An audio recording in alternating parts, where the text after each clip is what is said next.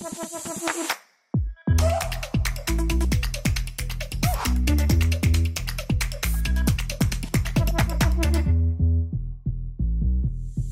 vous invite à rester dans l'hémicycle parce qu'à partir de la présentation du rapport annuel sur l'état de la France, on va s'ouvrir une séquence en 2 temps. D'abord autour de l'économie sociale et solidaire pour sauver la démocratie, pour reprendre les mots de Claire. Et puis ensuite autour des services publics et du monde de l'entreprise. J'invite à me rejoindre la ministre du Commerce, de l'Artisanat, des PME et de l'ESS, Véronique Louadji. Benoît Hamon, le président de ESS France. Alain Di Crescendo, président de la Fédération nationale des caisses d'épargne. Et puis Pascal Andrieux, le directeur de l'engagement sociétal et du mécénat de Malakoff Humanis. Je vous en prie, installez-vous.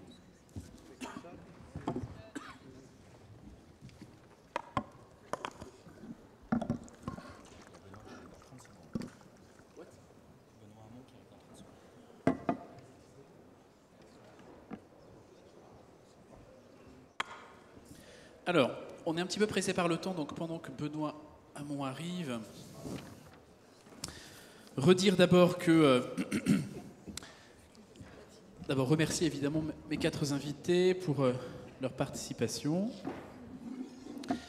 Alors, le rapport annuel sur l'état de la France fait un état des lieux que je vais essayer de reprendre brièvement en 3 points. D'abord, la nécessité de mieux appréhender les inégalités pour renforcer la démocratie, avec des inégalités qui se creusent pour certaines catégories de la population et des conséquences de ces inégalités sur la démocratie. Les conséquences, c'est d'abord la montée des frustrations, des ressentiments entre les perdants et les gagnants du système. C'est un sentiment d'exclusion auprès des citoyens. Et le rapport de Simon Guillouet, qui est cité dans le rapport annuel sur l'état de la France, a analysé le risque de dérive autoritaire.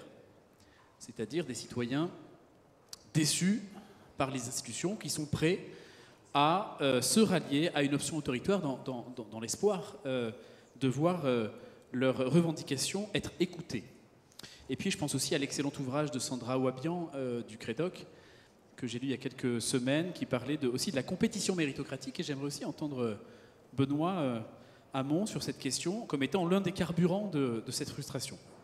Deuxième point, le fait d'associer les citoyens à la prise de décision. Les dispositifs existent et ils sont souvent assez déceptifs. Et j'entendais Claire parler des sujets techniques, celui de la dette. Les sujets techniques sont aussi politiques. Et la biodiversité est un bon exemple. Il est sorti des cercles d'experts grâce aux citoyens qui se sont saisis de la question pour le faire monter dans le débat public. Troisième point, celui de renforcer le pouvoir d'agir des citoyens. Avec des sujets privilégiés par les citoyens qui sont cités dans le rapport annuel, par exemple le sens au travail, par exemple l'équilibre entre la vie professionnelle et la vie personnelle. Alors une première question me vient pour Benoît Hamon. Est-ce que vous y croyez vraiment? Est-ce que l'ESS peut sauver la démocratie? Bonjour, d'abord je suis très heureux, bonjour Madame la Ministre, messieurs, très heureux d'intervenir à ce sommet autour d'un beau sujet, l'ESS au secours de la démocratie. Quelques remarques sur le diagnostic, je ne vais pas être très original. Indiscutablement, la démocratie aujourd'hui, en tout cas la démocratie politique, n'est pas dans sa meilleure santé. A fortiori, quand dans un certain nombre de pays où elle s'épanouit depuis longtemps, les États-Unis, elle est directement attaquée, et attaquée d'ailleurs d'endroits que sont la Silicon Valley, le capitalisme de la tech, c'est-à-dire que c'est l'économie qui attaque la démocratie politique. Avec des conséquences qui sont des conséquences dont on ne sait pas encore mesurer ce qu'elles seront sur le long terme, mais dont on voit bien qu'aux États-Unis, en tout cas, il est des gens pour dire que pour continuer à vivre comme avant, pour continuer à produire comme avant, pour continuer à gagner de l'argent comme avant, il faut moins de démocratie politique, parce que la démocratie politique, ça donne des droits aux plus pauvres, ça met en place des règles écologiques, ça met en place des règles sociales, autant d'opportunités en moins pour s'enrichir. C'est un petit peu le discours qu'on entend aujourd'hui aux États-Unis, et l'ESS, c'est la symétrie exacte de cela. Puisque l'ESS dit « nous n'avons pas de problème avec la démocratie politique », et d'une, mais mieux, nous sommes hospitaliers à la démocratie au sein de nos entreprises. Nous la considérons bienvenue. Nous la considérons bienvenue dans les coopératives, nous la considérons bienvenue dans les mutuelles, dans les associations, comme un des ingrédients à partir de laquelle on peut penser le moyen et long terme. On peut réfléchir à la tempérance des entreprises, c'est-à-dire à la façon dont elles ne se désintéressent pas de leurs conséquences ou de leurs externalités sociales et écologiques. Et c'est pour ça que, en soi, la réponse, l'ESS au secours de la démocratie, elle est évidemment oui, c'est une bonne chose. Parce que chaque fois qu'une entreprise de l'ESS s'éteint, c'est une cellule démocratique en moins. Et dans un pays, la France, comme dans des pays européens, comme dans des vieilles démocraties, où on voit que la démocratie politique est fragile, parfois chancelle, nous avons besoin de la démocratie dans l'économie. Et j'aurai l'occasion d'y revenir. C'est pas parce qu'on dit cela qu'elle n'est pas pour autant aussi en danger ici. Et j'aurai l'occasion de dire quelques mots là-dessus. Dans ce que vous dites et dans ce que disait aussi Claire Toury, j'entends le fait de regagner la bataille de la proximité, j'ai envie de dire. Et dans la bataille de la proximité, Alain, vous avez travaillé avec l'Impactant, qu'on a travaillé il y a 1 an ou 2 sur l'engagement territorial, sur l'ancrage territorial des entreprises. Comment l'entreprise, comment elle mesure aussi, mais comment est-ce qu'elle peut s'attacher au territoire, s'engager dans le territoire, avoir des coopérations avec les acteurs de l'ESS, avec les acteurs locaux pour contribuer à ces enjeux de cohésion, ces enjeux de démocratie. Bon, merci de me donner l'opportunité de témoigner et d'intervenir avec vous. Et bonjour à vous toutes et à vous tous. Alors, moi, je parle bien sûr des caisses d'épargne, donc qui est une vieille institution, 1818. J'ai bien écouté la dame qui est intervenue juste avant, qui était bien applaudie par Bruno Hamon, d'ailleurs, si j'ai bien vu, et donc qui disait les inégalités, qui parlait d'inégalités. Vous voyez, nous, on est nés justement pour gommer les inégalités, puisqu'à l'époque où on est né, c'était pour donner à tout un chacun en 1818 la possibilité d'épargner, non pas pour capitaliser, si vous voulez, mais pour anticiper sur les problèmes de la vie. Voilà. Concernant la proximité chez nous, c'est la définition du modèle. D'accord ? Des banques 100% régionales, détenues à 100% par les acteurs des territoires, c'est-à-dire les sociétaires, hein, donc vous et moi, et bien sûr pionnières dans les transitions. Et si maintenant je regarde comment se décline, si vous voulez, notre rapport au territoire, il se décline sur 3 points très précis. La proximité. La proximité, c'est un modèle qui coûte cher, il faut se le dire, par rapport à d'autres banques. C'est 4000 agences. Donc vous imaginez bien que 4000 agences, on parle aussi de ruralité. Il n'y a pas autant d'agences dans le centre de personnes qui viennent vous visiter dans le centre de Paris que quelque part en Lozère. C'est à peu près différent. La proximité aussi, ça veut dire des femmes et des hommes du terrain sur le terrain. Et ça veut dire aussi des personnes qui administrent en proximité. Ça veut dire qu'ils gèrent les banques en proximité. 15 banques indépendantes. Et puis la proximité, c'est le financement de la proximité. Et ça, c'est important. Ça veut dire qu'on se doit de tout financer. Les particuliers, les petites entreprises, les TPE, les grandes entreprises, l'économie sociale et solidaire. On est les premiers financeurs de l'économie sociale et solidaire. Les collectivités et leurs infrastructures. Ça, c'est le premier point. Le deuxième point qui est fondamental, je crois qu'on l'a dit, c'est qu'il n'existe pas de rapport au territoire sans un rapport au temps. Et le rapport au temps, il est long. Tout ce que nous faisons, ça s'inscrit dans le temps long. Et donc nos financements, notre participation, notre vie s'inscrit dans le temps long. Et le dernier point, peut-être, en termes de proximité, que je voulais ajouter, c'est quelque chose qui vous étonnait, c'est la reconnaissance de l'interdépendance. Alors c'est quoi la reconnaissance de l'interdépendance ? Toutes nos ressources, c'est-à-dire l'épargne, épuiser des territoires. Ben, on a cette responsabilité que de dire qu'à partir du moment où on puise les ressources d'un territoire, on renvoie sur le territoire. Ça veut dire que toute l'épargne est réinvestie sur le territoire. Ça veut dire que nous embauchons sur les territoires, nous finançons le territoire, et bien sûr, nous sommes en soutien avec les territoires. Et tout ça, vous voyez, vous l'avez dit, ça fait des grandes choses. Nous, on est un financeur responsable. Et ces grandes choses, on ne les fait pas tout seul. On les fait avec nos partenaires. Et pour beaucoup, c'est l'économie sociale et solidaire. Voilà. Et c'est aussi des lieux de lien, parce que vous savez, 90% des cafés ont disparu en un siècle, les lieux de lien ont changé. Et aujourd'hui, les Français se rencontrent surtout dans les centres commerciaux, dans les centres-villes, dans les petits commerces, dans les agences également. Les agences C'est un petit peu comme le commerce, ça fait partie des choses dont on parle tous les deux de temps en temps. On devient des lieux de vie, d'accord ? Et donc on donne du sens. Et généralement, le dernier établissement comme nous qui ferme, c'est une vie d'un bourg, d'un centre-bourg, d'un village qui part. Je voudrais vous parler, si vous voulez bien, de la redistribution, qui fait partie des éléments rapidement. Ce qui est important, c'est de redistribuer. Bien sûr, on redistribue en finançant, mais je veux simplement vous rappeler les grandes redistributions que nous avons. Premièrement, financement de l'ES, financement des collectivités, le mécénat, c'est près de 30 millions par an. Vous savez, c'était obligatoire à l'effort où on avait l'exclusivité du livret A. Là, c'est volontaire. Et c'est toute la philanthropie que l'on peut faire. Donc, on vit dans cet écosystème. Et il ne faut pas avoir honte de dire que la redistribution, c'est quelque chose qui est obligatoire. Et c'est ce que nous essayons de faire. Et pour revenir sur le lien social, les tensions, on en a parlé toute la journée, les tensions du pays, cette fragilisation du lien social qui s'effrite, 80%, j'ai cité plusieurs fois, pardon pour ceux qui m'écoutent depuis ce matin, mais plusieurs fois, ce chiffre qui est colossal, 80% des Français qui se disent méfiants vis-à-vis des autres et vis-à-vis des institutions. C'est l'individualisme qui progresse, c'est la solitude aussi. Comment est-ce qu'on agit sur la prévention et sur la réparation du lien social Pascal, si vous voulez Merci, dire bonjour à toutes et à tous.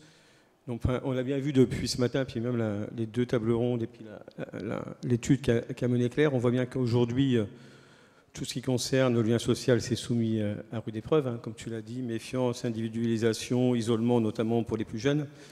Donc c'est vrai que nous, alors nous, on est un acteur de l'ESS, un peu, des fois personne ne le savent pas, mais on est un acteur paritaire mutualiste à but non lucratif, donc on a aussi un taux de redistribution de 85%, et nous, finalement, on ne peut pas rester, bien entendu, spectateur de ça, et on doit également agir au plus près des personnes concernées, au plus près des porteurs de projets, et comme tu l'as indiqué également sur les territoires, c'est nécessaire, il ne faut pas avoir une vision centraliste parisienne. Donc, on a fait le choix, mais c'est aussi un temps long d'investir uniquement sur 4 thématiques que sont les problématiques du handicap, du cancer, du bien vieillir et des aidants. Et bien entendu, en tant qu'acteur santé, on est présent sur toutes les thématiques de santé mentale. On accompagne de nombreuses chaires qu'on participe. Et on voit bien que, après, c'est un sujet qui est plutôt multidimensionnel, c'est-à-dire, mais qui tourne autour de tout ce qui est communautaire et collaboration. Alors, si on essaye en 1 minute de dire sur quoi on peut, en tout cas, le mieux agir, je pense qu'il y a un sujet qui nécessite d'accompagner, de dynamiser tout ce qui est engagement communautaire. Je pense qu'il y a beaucoup de projets d'innovation sur l'ensemble du territoire qui nécessitent d'être accompagnés. Et en soutenant l'ensemble de ces projets, c'est là qu'on crée finalement de l'engagement, de la confiance, de la solidarité. C'est quelque chose d'important. On le voit notamment sur la problématique des danses, avec de nombreux projets. Vous le voyez sur les cancers, avec des maisons de soins de support qui sont mis en place. On le voit sur de nombreuses thématiques. Il y a un deuxième sujet au niveau de l'intergénérationnel. Je pense qu'on voit que tous les projets qui matchent des jeunes avec des seniors, c'est quelque chose qui marche, qui est positif, qui évite l'isolement de ces deux populations et qui en plus crée des vocations. Je pense qu'on a un dispositif avec la GERCARCO qui s'appelle Solidarité Senior, et il y a plus de 50% des jeunes en service civique qui se disent « oui, why not, moi aussi j'ai envie de travailler dans le médico-social demain ». Donc ça, c'est un vrai sujet. Il y a des sujets sur les nouvelles technologies. Je pense qu'on ne peut pas se passer des nouvelles technologies. Tout le monde n'est pas disponible. On ne peut pas faire de face à face. Et les nouvelles technologies accompagnent fortement les dispositifs. On a des sujets, si on prend notamment les familles qui ont des enfants autistes, TDAH, il y a des dispositifs mis par l'Institut du cerveau, CLEPSI, qui permet aux personnes d'avoir de l'information qualifiée, d'échanger avec des pairs, partager l'expérience. Donc il y a beaucoup de choses. Il y a l'innovation sociale qu'il faut bien entendu soutenir. Absolument. Et par ailleurs, on assiste à une augmentation aussi du poids de ces catégories à risque d'isolement. Oui, de toute façon, si on prend nos 4 thématiques majeures, malheureusement, si on fait le cumul des problématiques du handicap, des problématiques de l'aidance, du cancer, des maladies chroniques et du bien vieillir, l'accompagnement grand âge et ce qu'on a vu depuis ce matin, on touche une grande partie de la population. Donc voilà, ça c'est des sujets qu'il faut accompagner. Et comme tu l'as dit, il y a également, bien sûr, tout ce qui est investissement sur les territoires, accompagner les nouveaux projets de manière à créer aussi du lien et de la communauté. Le lien social, d'après les travaux de Serge Pogam sur lesquels on a nous travaillé pour la sortie du rapport qui est sorti ce matin sur le lien social dans les territoires, pour lui, la crise du lien, c'est aussi une crise du travail. En France, alors vous savez, Madame la Ministre, que de plus en plus de Français déclarent vouloir trouver un sens à leur quotidien sur leur poste de travail, mais aussi consommer local, consommer responsable. Et pourtant, un Français sur deux dit être en perte de sens dans son quotidien. Est-ce que l'ESS a un rôle à jouer sur cette question-là ? Bonjour à chacune et à chacun. Vous avez raison. Trouver du sens dans le travail, trouver un épanouissement dans le travail, c'est extrêmement important. Parce que pour avoir un épanouissement personnel, que chaque femme, chaque homme puisse trouver, je dirais, un sens personnel dans sa vie de tous les jours, cela passe par un épanouissement professionnel. Et c'est vrai qu'aujourd'hui, les chiffres sont consternants, parce que 1 sur 2 qui ne trouve pas du sens dans le travail, cela peut être déroutant. J'y vois quand même des évolutions. J'en veux pour preuve, je dirais, la crise sanitaire que nous avons vécue, qui a entraîné un changement pour un certain nombre de personnes ou un certain nombre de Français ont fait des choix différents dans leur travail pour évoluer parce qu'ils ont pris en compte une certaine dimension, une certaine évolution qu'ils ont pu apprécier à cette époque.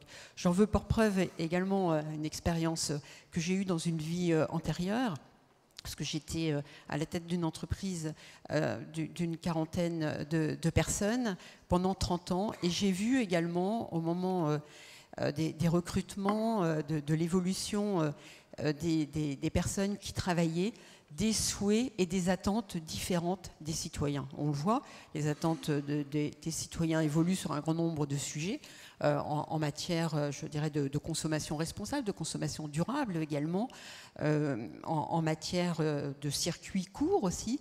Voilà, nous avons des citoyens, des Français, et là en l'occurrence des salariés qui aspirent à voir le travail d'une autre manière. Et effectivement, l'économie sociale et solidaire a tout son sens, puisqu'on doit pouvoir à un moment donné faire en sorte que l'épanouissement professionnel trouve un sens avec une proximité, avec tout ce qui concerne le local, en prenant en compte également la performance économique qui est un élément dans la vie de l'entreprise. Moi, je me réjouis d'être à la tête d'un ministère qui concerne à la fois l'économie conventionnelle, traditionnelle, et l'économie sociale et solidaire, parce que je pense que nous devons avancer de pair sur les deux sujets. J'ai d'ailleurs établi une feuille de route sur les mêmes bases, avec les mêmes axes, qu'il s'agisse de l'économie conventionnelle et de l'économie sociale et solidaire, simplifier, protéger et accompagner.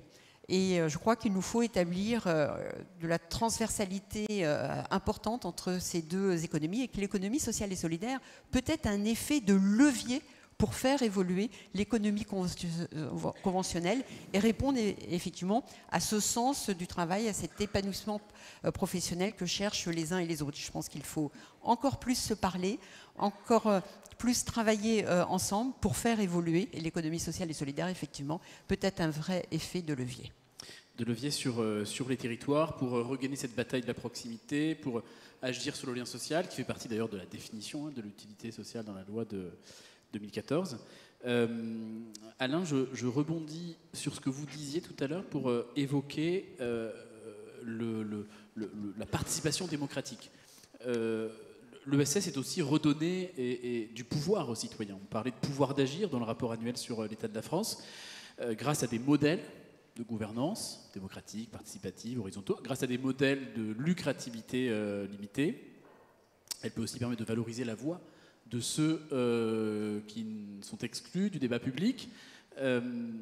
Les coopératives que vous représentez sur cet échange, c'est 400 milliards de chiffre d'affaires. Donc c'est une famille importante de l'ESS par an. Vous parlez des banques coopératives. Ouais. Pardon ? Oui, les coopératives, oui. Les coopératives. Et vous avez réalisé une enquête cette année qui n'est pas encore rendue publique au prix de Saint-Pine français sur le modèle coopératif. En quoi, selon vous, c'est un modèle d'avenir? Et pour répondre à notre question du pouvoir d'agir, du redonner le pouvoir d'agir aux citoyens. Alors, pourquoi c'est un modèle d'avenir? Moi, je vais vous dévoiler l'enquête, et après, je vous parlerai de mes convictions. D'accord? Peut-être le premier point, c'est peut-être l'enquête, parce que ça, c'est la vérité, c'est la restitution, hein, si vous voulez. Après, ça reste plus subjectif sur le reste. Sur l'enquête, donc, lorsqu'on a posé la question sur les coopératives, la première surprise qu'on a pu avoir, c'est qu'on sait ce que c'est, mais on ne sait pas désigner des entreprises. Beaucoup plus difficile d'identifier des entreprises dans le modèle coopératif. Et puis après, on a posé les questions, qui est de dire, selon vous, là, quelles sont les valeurs qui vont faire le monde de demain? Et les valeurs qui vont faire le monde de demain, c'est le respect, l'égalité et l'entraide. Et quand vous regardez le respect, l'égalité et l'entraide, on n'est pas très loin de ce qui fait que tous les matins on se lève et on fait avancer nos établissements. Alors plus précisément, que nous disent les personnes? 63% des personnes qu'on a interviewées sur un panel représentatif de Françaises et de Français nous disent on croit en ce modèle et c'est le modèle qu'il faut développer. Ils nous disent à près de 60% qu'ils veulent participer, y compris bénévolement, dans ce modèle-là. Et puis ils nous disent aussi que dans la vision de l'entreprise, que je connais bien, le modèle du futur, c'est un modèle de partage, de plus de partage. Et donc la volonté de partager, si vous voulez, donc les fruits de l'entreprise, mais aussi la gouvernance de l'entreprise.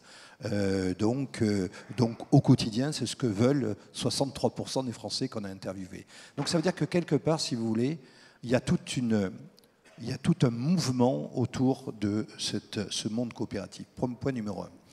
Point numéro 2, après, qu'est-ce que je pense? Je pense à peu près comme la ministre qu'il y a eu un énorme catalyseur, un énorme accélérateur. Ça a été la période Covid.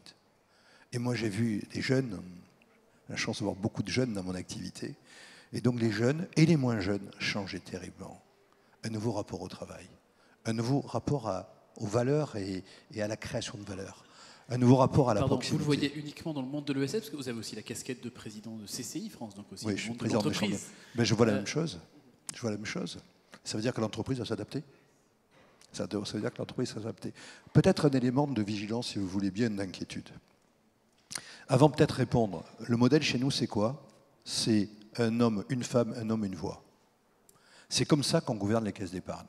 Pour être un gros porteur de part sociale, une. Deuxièmement, l'autre modèle que nous avons, c'est que les administrateurs, donc ça veut dire la gouvernance jusqu'au président de BPCE, c'est quelqu'un qui vient des territoires et qui représente la société civile. Alors quel est le risque? Quel est le risque dans mon modèle qui peut être un peu le risque dans les modèles dans les assurances?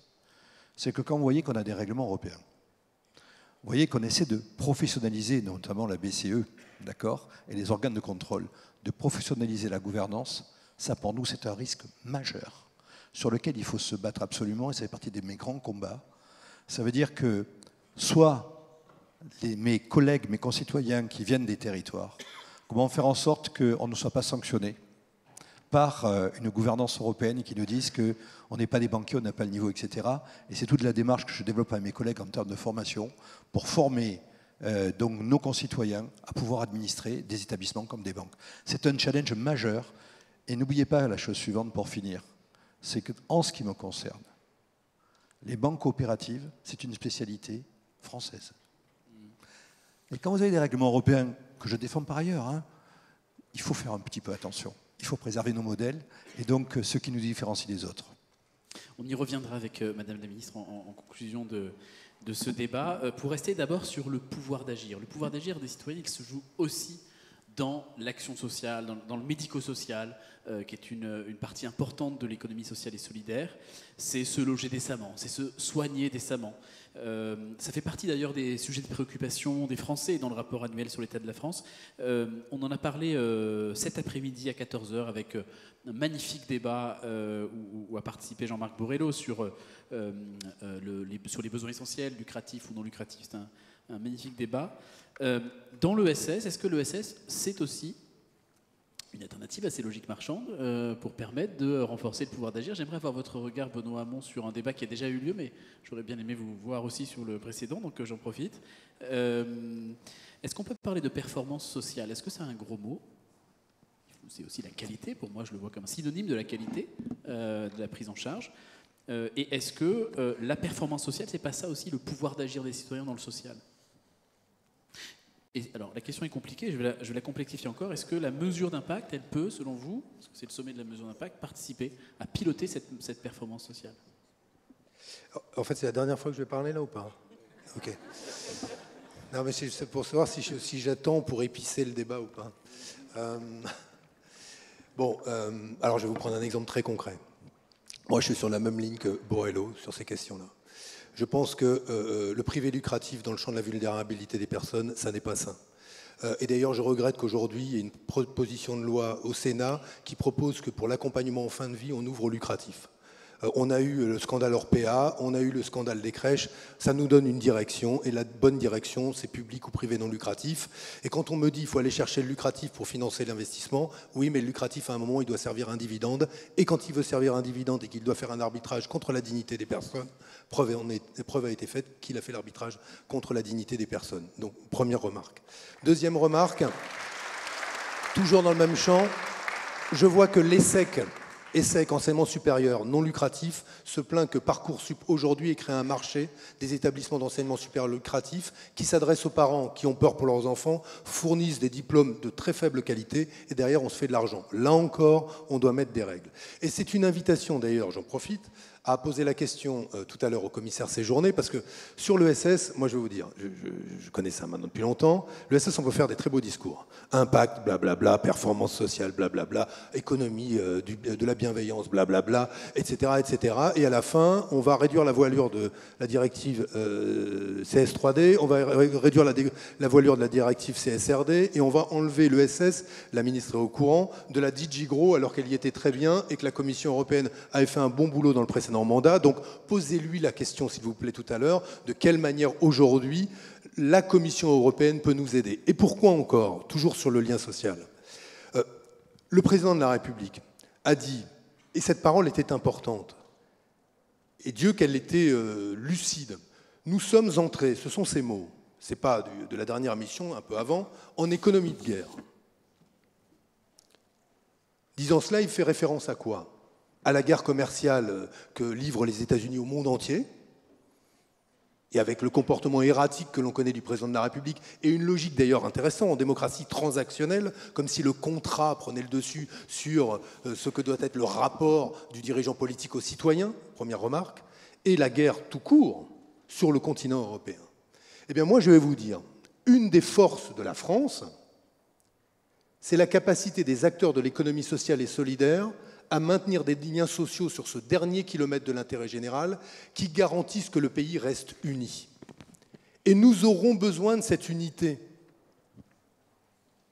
a fortiori à un moment où on pourrait appeler à des sacrifices en raison d'un environnement ou de menaces de plus en plus fortes sur nos modes de vie. Raison pour laquelle la question de l'EHPAD mutualiste, de la crèche associative, du bistrot associatif et non lucratif, de l'épicerie solidaire, de la recyclerie, du club de sport ou de l'établissement culturel qui sont omniprésents dans ces territoires ou ruraux ou quartiers politiques de la ville, là où le privé conventionnel n'est plus et là où les services publics sont parfois résiduels, il est crucial de maintenir ce tissu-là parce qu'il crée et maintient des liens sociaux, reste innovant socialement parce que des besoins s'expriment et ne sont pas satisfaits et qu'il est donc fondamental pour garantir l'unité de la nation, a fortiori si les menaces sont plus grandes. Donc ce que je voudrais dire, c'est évidemment qu'il faut des budgets pour faire ça. Il faut des politiques publiques et la ministre a organisé une conférence des financeurs, ça va dans le bon sens. Il faudra une stratégie de développement et je me réjouis là aussi que cette stratégie nationale de développement ne soit pas qu'une stratégie gouvernementale de développement de l'ESS, mais bien nationale, qu'elle s'ouvre à tous ceux qui sont coproducteurs de l'intérêt général. Il faudra cela. Mais autant vous dire que, bon, vous avez compris, il y a quand même beaucoup de points d'interrogation qui demeurent, tant au niveau européen qu'au niveau national.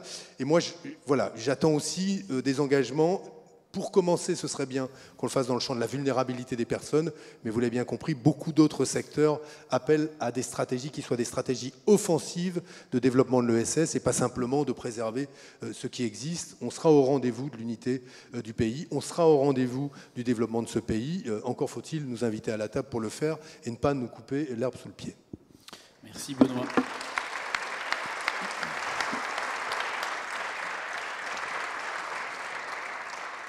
Sur l'unité, on est très en retard, donc on va essayer de répondre rapidement à ces deux dernières questions sur l'unité, sur la démocratie, on parlait de lien social, de fragilisation du lien social. Le miroir de cette fragilisation, c'est aussi le contexte géopolitique mondial, c'est aussi Donald Trump qui met fin à l'USAID, et la philanthropie d'ailleurs a pris la parole à la suite de cette action. Quel est le rôle de la philanthropie, Pascal, pour vous aussi, dans un contexte de crise politique mondiale? Quel est le rôle de la philanthropie pour prendre le relais? J'ai fait l'exercice rapidement, donc je pense que c'est un peu le parent pauvre finalement, pour moi, la philanthropie, le mécénat et autres. Enfin, globalement, ça représente quand même 15 milliards de financements qui sont là pour accompagner des projets d'intérêt général, répondre à des défis scientifiques, accompagner la culture, l'éducation et bien entendu beaucoup de choses. Et donc c'est quelque chose d'important, c'est un secteur qui est en lien avec le monde associatif, qui est en lien avec les autres acteurs de l'ESS. Donc c'est quelque chose, en tout cas pour nous, de fondamental. Ce qu'on voit aujourd'hui quand même, c'est que, en tout cas, ce secteur des fonds et fondations est aussi soumis à des problématiques de financement. On est en contact des associations, donc nous on prend de plein fouet toutes les associations qui viennent nous rencontrer. J'étais à l'Inclusive Day sur le handicap mercredi. Oui. Les porteurs de projets, ils ne parlaient ils parlaient pas d'impact, hein, ils parlaient de financement. Donc c'est un vrai sujet. Il y a matière, je pense. Et puis juste une minute. Je pense qu'aujourd'hui on est à la recherche d'économie budgétaire dans tous les sens. On peut être court-termiste. On a des ondes sur la baisse des déductions fiscales. Des entreprises, des individuels. Et si on fait ça, demain, ça sera des financements en moins pour accompagner en tout cas les problèmes de fragilité. Donc attention, le secteur de la philanthropie, c'est des coûts évités, c'est de la valeur économique. Donc attention en tout cas aux mesures qui sont prises. Et bien entendu, et je finis, l'idée ce n'est pas d'aller contre les pouvoirs publics, c'est de travailler avec les pouvoirs publics et dans certains cas, être en amont des pouvoirs publics pour aller justement accompagner des expérimentations, des choses qui pourront demain être produites d'une manière estimée de manière différente, en tout cas par les pouvoirs publics. Et j'ai tenu le timing d'une minute. Merci beaucoup.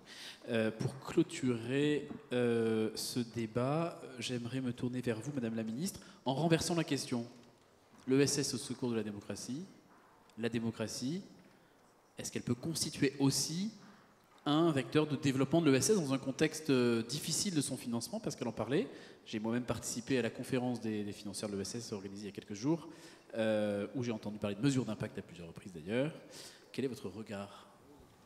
Je dirais dans les deux sens, finalement, l'ESS vers la démocratie vers l'ESS, oui. Cela a été rappelé dans les critères de l'économie sociale et solidaire par le président Di Crescenzo. Un homme, une voix, une direction collégiale, collective, partagée et une répartition de la valeur. Donc tout ceci participe à la démocratie. Et pour conduire des politiques publiques, pour conduire des orientations, il est impératif que ce soit construit avec les personnes. Enfin, moi, je crois beaucoup à ceci. Et pour que ces orientations, ces politiques tiennent ensuite dans le temps, il faut qu'elles soient partagées. Je crois que le mot partage a été évoqué. Et juste pour revenir sur quelques points qui ont été évoqués, pour établir la stratégie nationale de l'économie sociale et solidaire dont parlait le président Hamon, voilà, ceci est lancé pour le mois de novembre et de manière collégiale, collective, avec une consultation nationale avec les grands acteurs, les institutions, une consultation locale, voilà, avec, au niveau des régions, également une participation citoyenne, parce que ça me paraît très, très important, et ça participe à tout ce qui concerne la démocratie, avec une plateforme qui va être lancée dans quelques jours par la DITP sur la plateforme Agora. Et de la même manière, pour répondre aussi aux inquiétudes qui ont été évoquées, parce que c'est vrai qu'en matière de financement, il y a des inquiétudes qui sont légitimes. La conférence des financeurs nous permet de rassembler autour de la table les institutions, les grandes entités, les financeurs, l'ensemble des structures, et pour y apporter un certain nombre de solutions, de vecteurs. Moi, je crois beaucoup à cette participation, tous ensemble, pour y apporter des réponses. Et ça me paraît tout à fait être le sens de la démocratie et le sens de l'économie sociale et solidaire. Merci beaucoup. Merci à tous les quatre.